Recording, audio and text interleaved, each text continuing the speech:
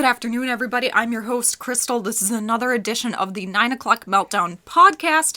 And over Facebook video, I have the so wonderful and extremely talented Alex Gutterman. Hello, sir. Thanks, Crystal. It's nice to be here with you. Yes, thank you so much for taking time out of your day to talk with me in the wider world about your new project, The Hunter. It's my pleasure.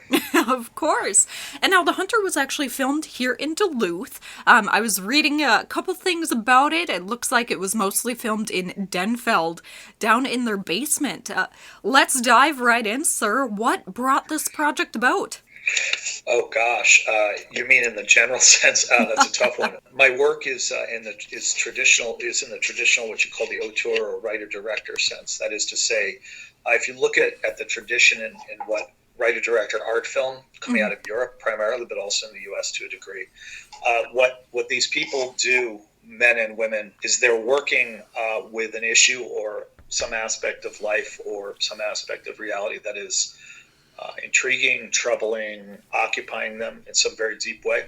So a script is written and a project is developed around that kernel of inquiry or that kernel of challenge or that kernel of struggle, and a work of art is created around that rather than, say, trying to tell a fascinating story or trying to make a lot of money with a comic or what have you. It's a different style of film. It's just a different genre. And so my work has emerged, whether In Winter, the first major film, or The Hunter, both out of I would call them inner existential spiritual wrestling matches or quandaries or what have you. So The Hunter, I cannot, just as if you asked Van Gogh, where did the sunflowers begin? He couldn't tell you. Maybe he could say, oh yeah, one day I saw these flowers. But clearly there are some works of art where the artist, although the work of art itself is a concrete thing, its beginning point is not even clear to the artist. But what I can say is this: when In Winter went into late post-production and my day-to-day responsibilities as a director eased and became more supervising the work of technical people within late post and guiding them with I was the veto person and I was the guide, but they were doing all the work, right? So then that was when my brain was freed up to begin to look at, do I want to make another one? I do. People want to make another one from this team. And In Winter had been about, I would say, probably relationship, heartbreak. And then The Hunter emerged. I think you could say it could be seen as a midlife film in this. It's about meaning, but it's very philosophical. So it came from somewhere. And then a friend invited me to a cabin on a ranch in Idaho, and I had a cabin to myself, and I wrote it one winter. I think 2017, I wrote the first draft. So it emerged somewhere out of myself, trying to make sense of something, trying to create something to help myself make sense of something. In this case, the question of meaning, whereas In Winter was really about solitude and suffering. Perfect. Sorry for a long-winded answer there. No, you're fine. You're okay. Totally okay. The more you talk, the more questions I can come up with. So I'll try to be rich but succinct at the same time. It's all good, Alex. It's all good. Let's jump back a little bit into Winter, your other film that you came about with. So it kind of sounds like you really took the helm and did the writing, the directing, everything else in between. Can we get a little bit into your process? Sure. Although it is true that on both of these major projects, I am the leader, and the concept, it is my project, it is my work of art.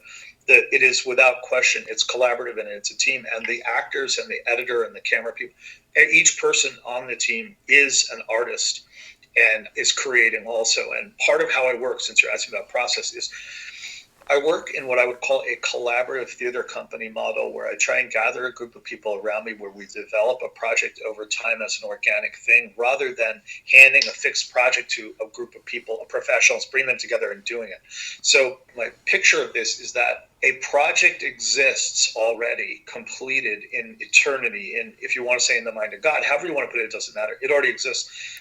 And I'm a center point of a funnel through which that project is going to come into being. And that funnel also is attracting important actors, camera people, other money, whatever it needs. So, because just like a child wants to be born, and there are some spiritual traditions that believe that a child actually picks their parents, right? So a child wants to be born to come into life. A project, I believe, has some existence and is discovered through us in a weird way. It's almost like Plato's theory of ideas or whatever. So The process involves this, I would call it a spinning spiral that will spin in ideas and people and resources that seem to belong and cohere, and gradually spin out those that don't.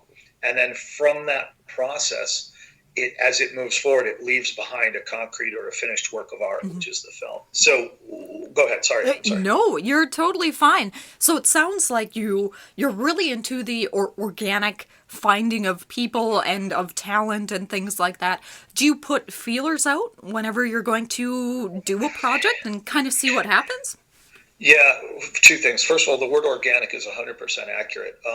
That I believe that works of art that are real, actual, are alive, or they're living. So, for example, one of the things that has happened to me when I've gone into museums, whether small or great museums around the world, is that there are certain works that will breathe. They'll actually speak. They have power. They're alive. They transfer energy. One could go to the paintings of Edvard Munch 100 times and have a new experience, just as when you're with a friend, you know them, but each time you can learn and grow or find something. And so everything about what I try to do is organic.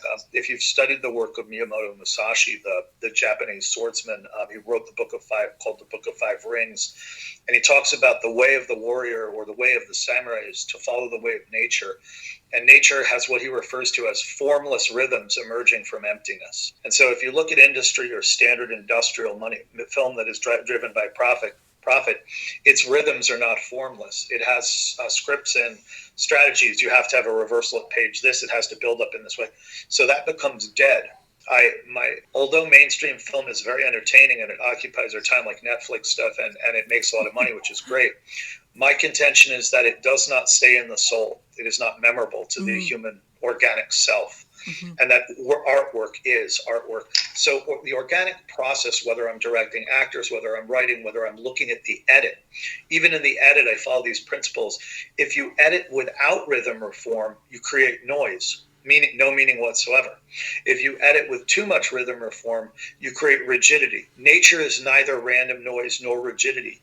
Artwork, which is in the way of nature, must walk between random noise and rigidity.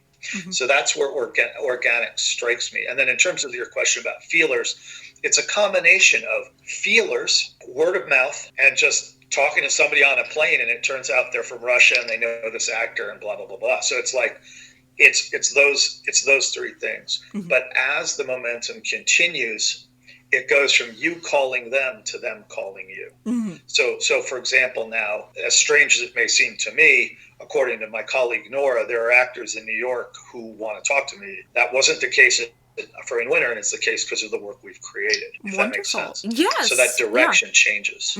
Although, of course, if I wanted somebody really famous in one of my films, of course I have to reach out to them. They wouldn't even probably care. I wouldn't be able to reach them. But, well, you never know.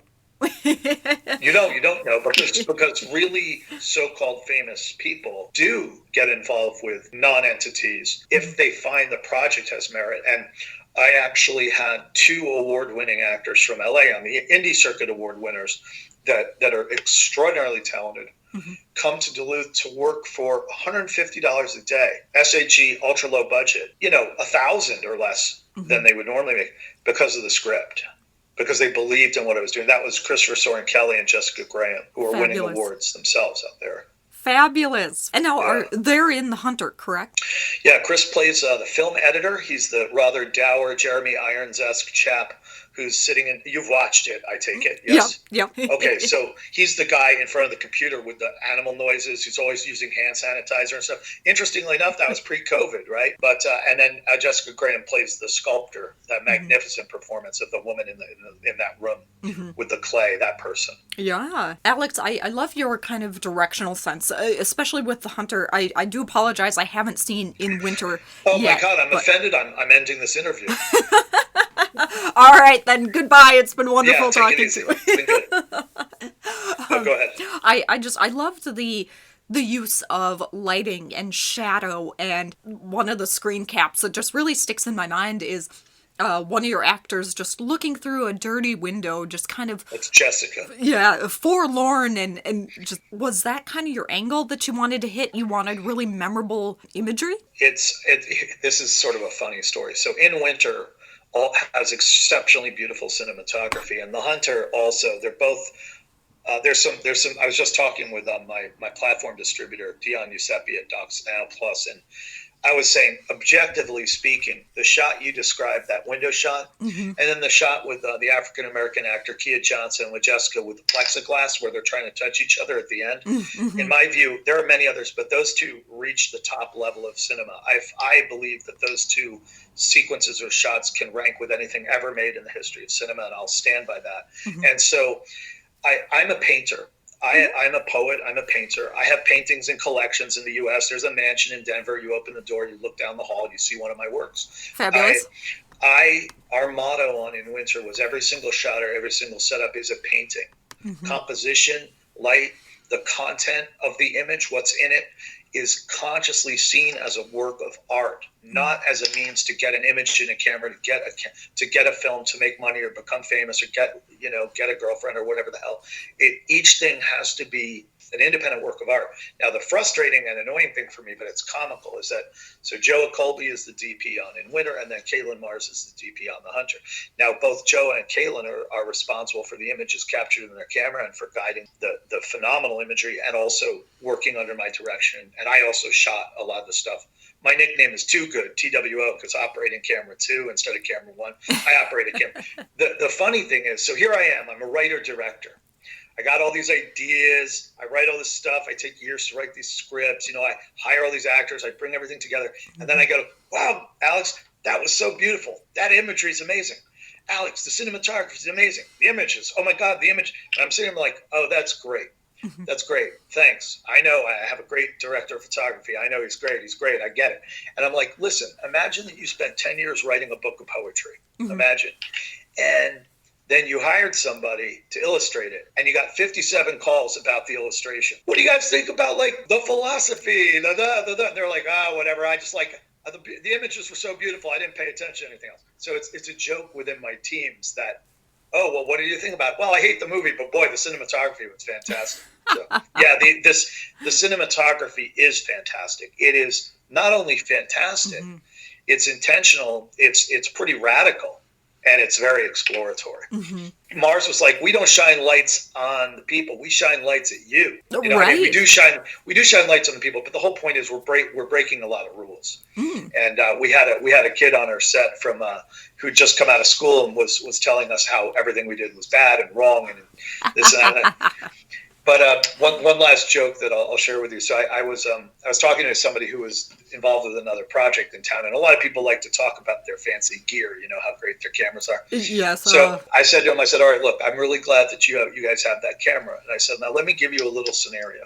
You're going into battle in the Middle East. You have to go into this compound and take out a bunch of people. I'm going to give you two choices. I got this beautiful assault rifle right here, and here's a guy I just grabbed off the street in Duluth. He can come in with you to help you.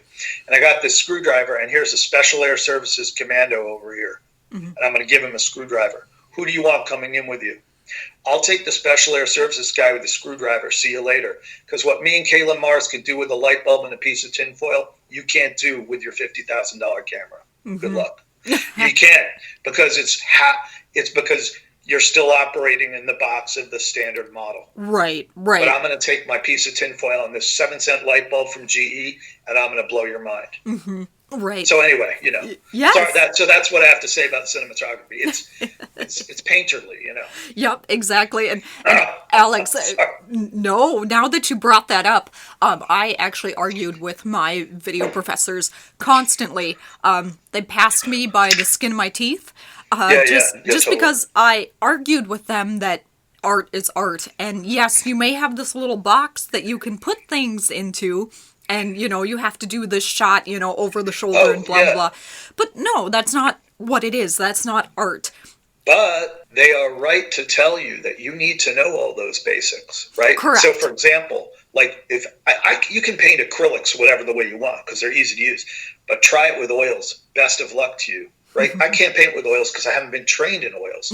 To learn how to paint in oils means you can't bypass a training. Just like you want to be a pianist. Sure, you want to compose great piano music. How many times have you spent working the scales? You better have spent 20,000 hours working scales.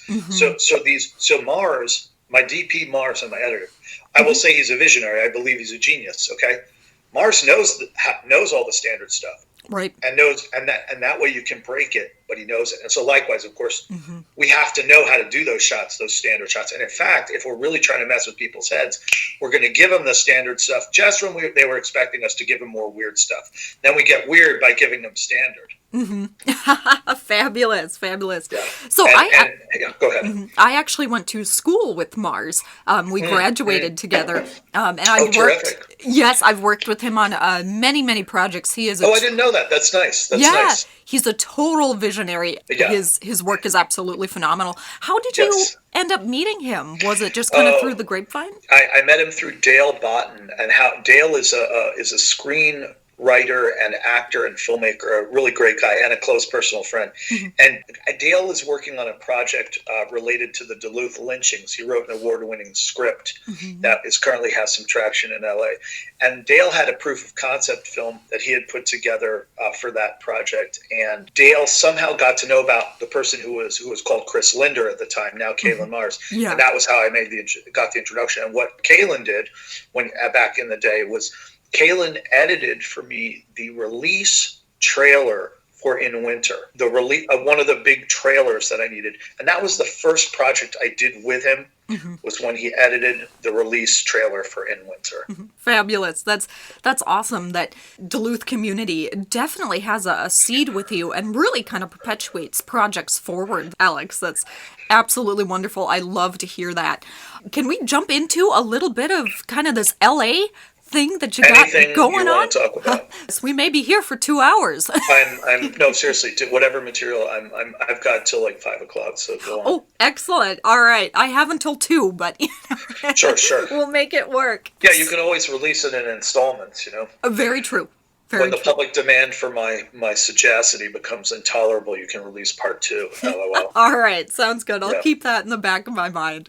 Sure. So now you pulled a couple actors from LA. You've got some friends down in there. So usually 4 or 5 from LA. Yeah. When people usually think about kind of the LA scene versus Duluth scene, it's very separate. Like people think the glitz, the glamour, it's down in LA. They're not going to come up here because you're not going to pay enough, or it's not glamorous enough. Is that kind of what you found? Was that ever a battle for you? No, because it wasn't. Because although certainly LA and any filmmaking community, New York or Atlanta, has a kind of a temperament in it and stereotypes. First of all, I wasn't drawing from the big money scene. These are people that I connected with through some filmmakers I knew that I had shown in winter at festivals, and I began to get to know them. And so this was the indie circuit. These are indie people. Now, granted, of all of them, Christopher Soren Kelly probably has the most mainstream success. If you look at him on IMDb, if you look at his awards, he's been in some. But these are people who are operating where you can reach them and talk to them about your projects. They're not yet unreachable. Okay. They're in the reachable area. So that's point 1.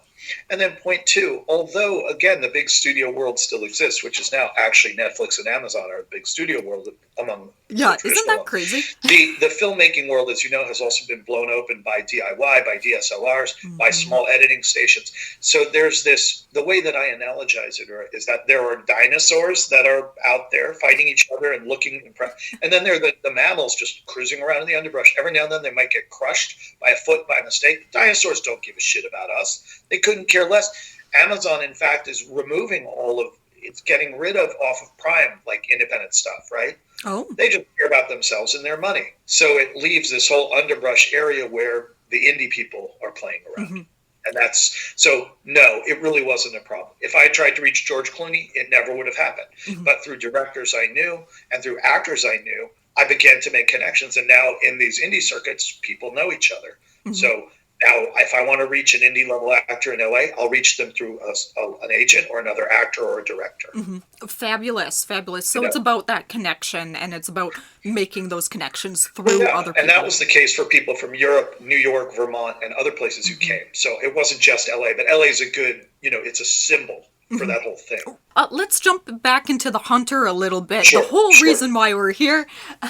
So now, Yeah. why Duluth? Why not go film in the gritty part of New York or up in Sure. Canada? I'm here. So I came here in about 11 years ago, not directly to Duluth, but to Minnesota for family reasons. My children, I'm divorcing, and so I wanted to be near my kids. Yeah. In winter, developed out of a short film I was working on in Vermont. I did it here. I developed a team here. I live here. I live here. I race sailboats on the lake. I have a house here, blah, blah, blah. And so purely speaking, economics, pragmatics. Okay. I could have flown everyone to LA, and we did fly a ton of people in here, right? I could have flown everyone to New York. But from an economic standpoint, then you're dealing with lodging and food. Here, I have lodging that I can find for no charge, allies of the film, and I have people that can cook meals and who know, and they're going to cater and they're going to give donations.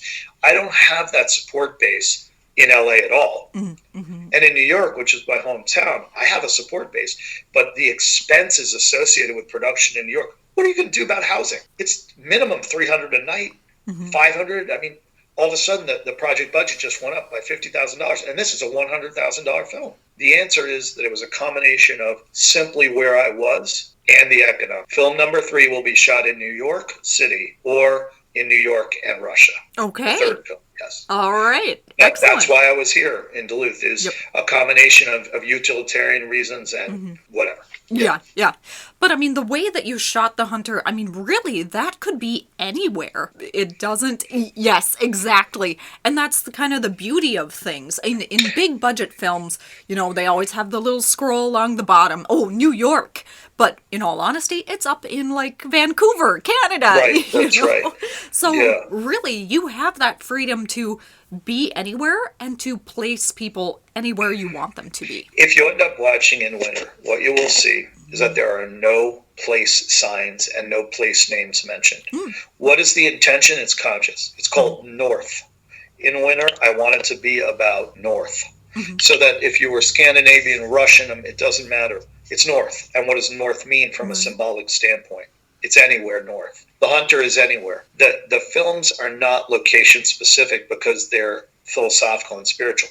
The third film, although you can't mistake New York City, it's not a New York film in that it's not dealing with, it's a New York film only insofar as it's formed by the lifestyle of a certain class or group in New York. It's not like, hey, this is a New York film, you know.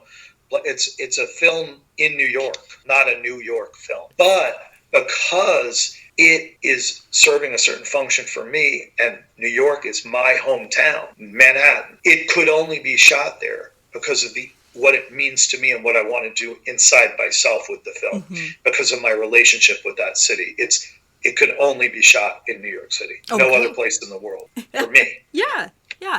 All right, fabulous. Well, I eagerly anticipate the next film coming out. Well, I got to raise $350,000. It's going to be at least a couple of years. All right. Yeah. Let's talk about the business side of things, since you brought up money right there. Now, did you go after grants and things like that? Did you have to squirrel away your own money to fund this project? Yeah, the Hunter was funded entirely by a combination private donor and patron support and grant money, as well as a long-term, low-interest loan from the Northeast Entrepreneur Fund, a production loan. Okay. So those were the three sources. I have not been required. I was not required because of this to put in my own money. In winter, I did partially fund in winter, and I did not fund the Hunter. Okay, fabulous. And I'm actually getting royalties from in both films soon, but from In Winter, I just got a royalty payment literally this morning. Excellent. So yeah, I mean it's not a moneymaker, but you wouldn't expect it from a first film for an unknowns. But reasonable calculations indicate that it's non-delusional that the Hunter may break even. Isn't that what you always want with a project, to just break even? It's dilute. Most people, I will say this, that if any genuine Minnesota independent filmmaker tells you that they're making money on their film, or even that they broke even, what it means is that everybody worked for free and they sold a few things for $1,000. Nobody in this community is actually making money. Well, Keith Hopkins might be. That's another story. But the point is, it's unheard of. And so it's unheard of. And it would be, if I were to break even on my second film, it would be it's very statistically unlikely. I don't expect it, but it's reasonable looking at the math. All right. Well, here's to hoping and crossed fingers for you, Alex. That would be nice, but every $50 you buy somebody a hamburger or whatever. Exactly. Buy the crew lunch. It's just like getting a small royalty check 4.5 years after the film was released. It's nice. It's a nice thing. Oh, yes. Yeah. Being paid is always a great thing. Right. Wonderful. And now, is that ever a point, were you ever discouraged with that kind of outlook on things? Just kind of knowing that your art will never, necessarily break even or build a huge following? When Andrei Tarkovsky was told, he went to some Soviet film thing, and they said, well, you really need to make your work more accessible for a broad audience. And he said, I'm interested in the opinions of two people. One is called Bergman and one is called Bresson. So he's pointing out that there were two filmmakers he was interested in hearing about what they thought about his work. That might have been a slight exaggeration, and that's certainly not my point. I love it that people are watching it around the world. It's nice getting views. But I was asked some sort of business question when I was speaking at Zeitgeist once, and I said, imagine the following. Imagine Van Gogh is painting Starry Night, and somebody walks up and says, hey, what's your target market audience? What's your anticipated revenue on this? What museum ticket sales are you projecting? Van Gogh's like, fuck you. Get the fuck out of my studio. The illustration there is that he is doing something he has to do. He's creating something he must create. And if it's for anything, it's to share something with human beings, to share something and to leave something. And that's it. And then when Theo writes him a letter and says, well, we got this, and if he's not like drinking turpentine and he can respond, maybe he can pay off some of his debts. Now, am I Van Gogh? I have both ears. I'm arguably somewhat more sane. I have more money in the bank. But my point is that I am making works of art. And all the other stuff is ancillary. So it does not discourage me. It doesn't. It's just, if I have to make it, I'll make it. And when I no longer have to make them, I'll stop. Right. It's a pull of your soul. But if somebody wants to help market it, or if I've got my platform ally wants to, of course, I'd rather have 10,000 people see it than one. Right. Absolutely. Right. Absolutely. Yes, I would. And I'd rather get the royalties from 10,000 people than from one. Absolutely. Yes. So here's to that. Yes. Cheers to that, sir. Yeah. What would be your biggest, not necessarily takeaway, but your biggest piece of advice for someone starting out, or maybe they've been doing their art for a while, whether that's painting, poetry, or filmmaking, and it's just not necessarily gaining the traction that they kind of had hoped for. I think almost all of us have this thought process or this dream of being, discovered. Oh, sure. 10 million because views. We want to communicate with others. That's the whole point. I'm sure there are people making beautiful things that are just hiding it in their barn, but most people are doing it to share it. That's a good question. I suppose as pedestrian as this would say, I would say maybe alter your expectations, because I know some people who seem to be hell-bent on the fame level of, say, Peter Jackson or Quentin Tarantino. And I think that they may very well get there at some point, or they may not. But it strikes me that if you can't appreciate and enjoy the level where you currently are, it seems to me that the fixation on results can take away both from the enjoyment of the moment, but also even from the quality of the process and what's being created. So I suppose it would be like, when I was painting, I would sometimes have some local store would put up a few of my paintings, right? Yeah. They'd get apple cider and you go hang out. It's like, okay, I'm not at the MoMA, whatever. It's, what is my expectation? Why am I even doing it? There was an old saying in mountaineering, nobody wants to climb the Eiger, but everybody wants to have climbed the Eiger, okay? Well, if you want to climb the Eiger, everything's cool. If you want to have climbed the Eiger, should you really be up there risking your life? I don't know. I don't know what to say. That's a great question. it really is a great question about if you're not getting the recognition that you're hungering for, maybe look at that hunger. I don't know. Wise words, sir. Wise words. Thank you. Yeah, sure. I know I threw you for a doozy there, but thank you. That's okay. It's not a question I've ever heard in an interview. So normally it's the question, what advice would you give to a new filmmaker, right? About how to get, so that one I'm used to. Well, what's your answer for that one? Be on as many sets as you can, doing as many things as you can, and watch great film and pay attention to it, and pay attention to the arts in general, not just film.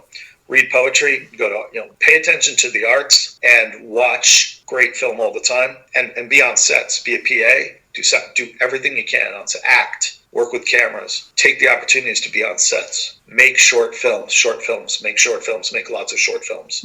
Because a short film is everything. It has every element, casting, sound, funding, it has everything in miniature. So make it. Excellent, Alex. Excellent. Yeah. And now you had mentioned that you're also a poet and a painter as well. Yeah. I do apologize. I just interrupted your sip of water there. No, go ahead. It doesn't matter. Did one kind of lead into the other, or did you start off with poetry first or painting first?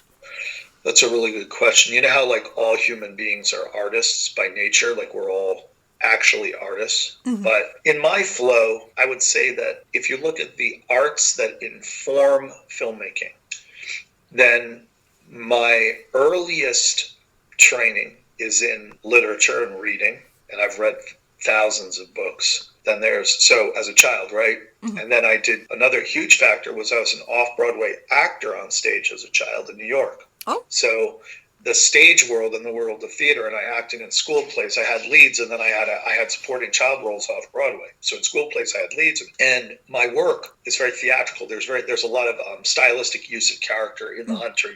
There's a theater company and a pretty comical group of people actually, but. So you have reading and literature coming in. Consider streams leading to this ocean of filmmaking. Then you have theater, painting, and art and drawing.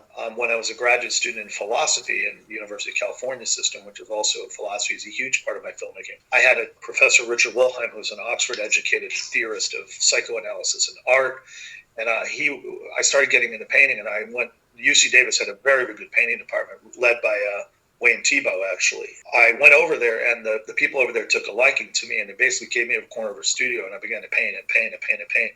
And I was in shows and critiques and all this stuff. So that came in. Poetry, I've always been reading and studying. So I was writing poetry. I have some published. And so gradually, all of these things flowed. And then I have ostensibly a certain degree of leadership skill and people skills. And that's necessary to lead film because it's not you alone. It's not Van Gogh in front of getting to say, screw you world. You have to work with people, even Stanley Kubrick, whatever. All of those things came together. I started to do some digital media stuff in Vermont in the 90s, or I don't know when. I'd done some before, but it got a little more serious, and it just was natural.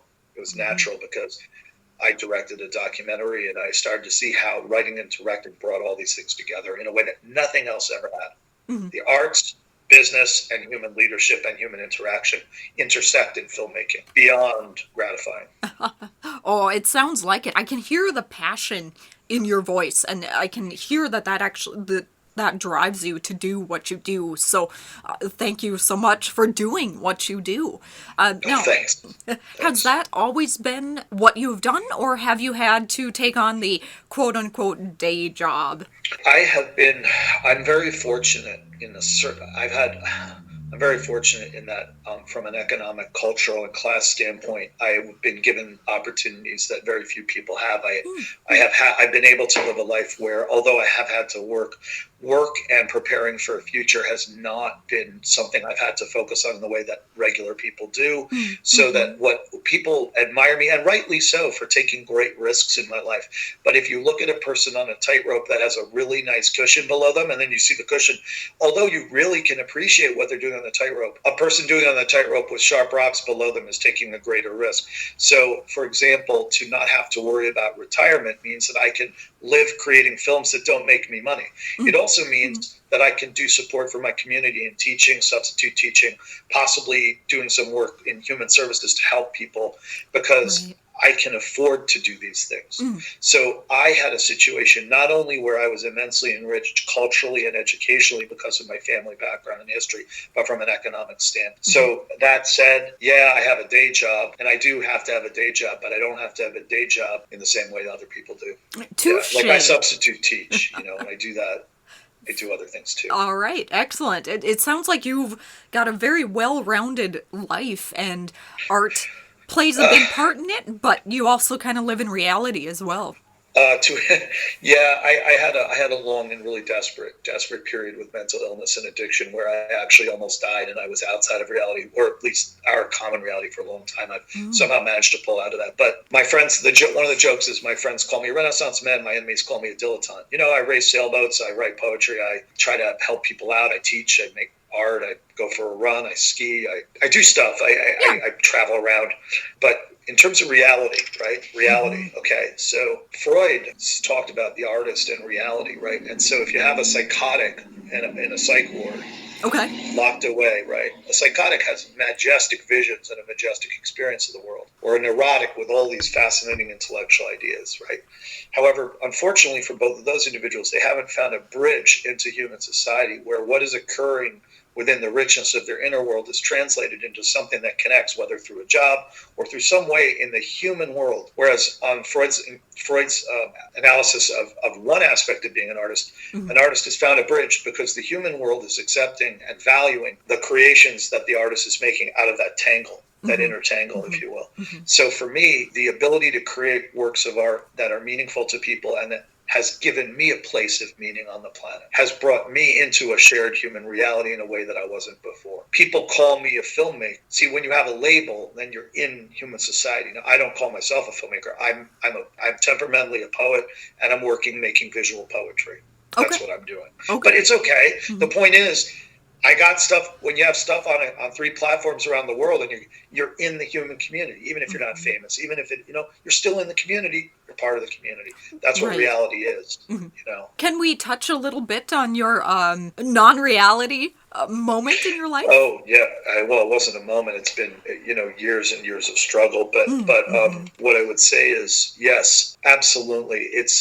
There's been a sort of a continuum of pain or sorrow, pain, sorrow, struggle, loss, at almost a metaphysical or a heart, almost like my heart was broken very early. And there was also abuse and bullying. I was a tiny, sensitive boy, and I was sexually abused. I was pretty relentlessly bullied, and a lot of stuff went down.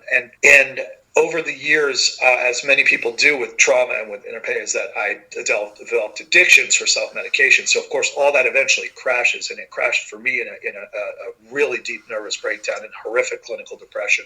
I mean, although I had struggles and was in therapy and psychiatry for my life starting from adolescence, the biggest one was in, I think, around 03, 04. I was out of society for a year. I was non-functionally depressed. I had 3 suicide attempts. My psychiatrist said he'd never seen a depression so bad that didn't end in a successful suicide. So I was in the tunnel, way in the tunnel. And then I somehow crawled out. I think primarily I can credit my children as a motivation. My father's death, which freed me from the titanic burden of his powerful personality, plus leaving me a big trust fund, and making the art, making in winter, was a path out. So those are some of the things, and just some habits of spiritual things and self-care and a lot of help. But what I should say is interesting is that in the 3rd film, which is called Threshold, I made the conscious decision. I said to somebody recently, is that the In Winter was about the heart. Oh, it was Melinda Levine in the Tribune, in the article recently. In Winter was the heartbreak. The Hunter is the mind. And the 3rd film is the dagger that's been sticking in my lower abdomen and cutting my insides apart since I was a little child. So the 3rd film, I made a decision to go into that wound. Okay. And I can already feel, as soon as I made the decision and started to write the script, I could feel it.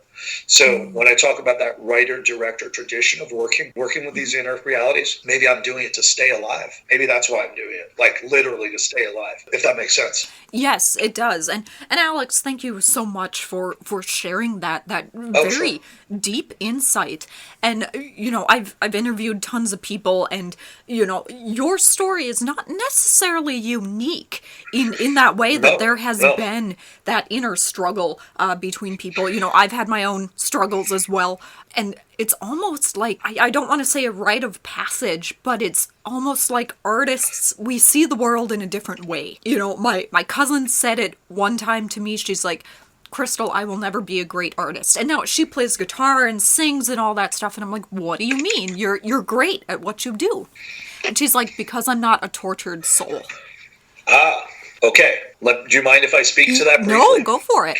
There is a certain type of art that emerges from souls in pain. No question. One of my favorite painters, Edvard Munch, is a perfect example. Okay. However, if you look at the paintings of Piet Mondrian, for example, the color field squares, or the compositions of Johann Sebastian Bach or Mozart or what have you. Now, Beethoven clearly would fit that category.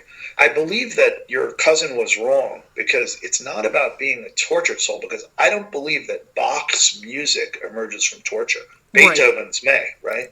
But it's about having a reason to mine one's experience for the richest possible and deepest possible connections and elements and organization. So for Bach, I haven't studied Bach, and I could easily be wrong. His motivation may have been less his own personal torture and more perhaps a spiritual or a religious sentiment of some kind, right? I don't know. I don't know what Mozart's motivation was, but we do, in our sense, we do have that stereotype of Van Gogh, for example, Right. where you have to be tortured. I think for some people they do; it's necessary, but I don't think for all art it is. There are other examples. The great poet Wallace Stevens, the great American poet Wallace Stevens, he was a banker, a successful banker. His poetry is philosophically and imagistically extremely profound, and yet it doesn't speak of that kind of pain that you and I are speaking. Wise words again, Alex. Thank you so much for sharing. Sure. And no, I totally agree. I think there is a level of art, whether it's music or film or painting, that comes out of painful experience or trauma or things like that. But then there's also just art for the sake of art. But I think everyone has something to give and to share. And once again, that gets back into the community sense. For sure. I mean, go down to the beautiful glass-blowing place in Duluth where I just bought my girlfriend a couple presents. So you go in there. Now, granted, this is a craft. It's artisan work. And there's some stuff in there that I would not call art. I just say it's beautiful craft, like a butterfly. But some people are spinning these glass balls that when you look at, where you look inside and there's this beautiful white and black spiral that goes back to infinity. And I'm like, okay, man, that person could have been just totally mellow and happy, whatever they were doing making that, but boy, is that thing amazing. It's profound. Alex, thank you so much for taking time out of your day to share with me in the wider world. Oh, sure. You are amazingly insightful. Thank you so much. Thank you. You have totally enriched my life right now. Thank you. Oh, thank you. Sure. So if somebody wants to reach out to you to see how your projects are going, or if they want to get involved, how can they do that? Yeah, actually, that's a great question. I will send you the film company's email address, that if you want to post or whatever. Yes, it's a French word, and if I say it, it'll just be annoying. Another way is that they can send me a message on Facebook, because my stuff is up there, the films, and then the Hunter is www.thehunterepisodic.com, and so that has contact info. So what I'll do is I'll message you with the different contact things, but they can try thehunterepisodic.com. They can try Alexander P. Gutterman on Facebook. Perfect, Alex. Thank you so much for taking time out of your day to speak with me in the wider world. My pleasure. And this is not going to be our only interview, I can tell you that. Talk to you later, and we'll do this again. Crystal. Yep, Thank you so much. Bye-bye. Bye. Be well.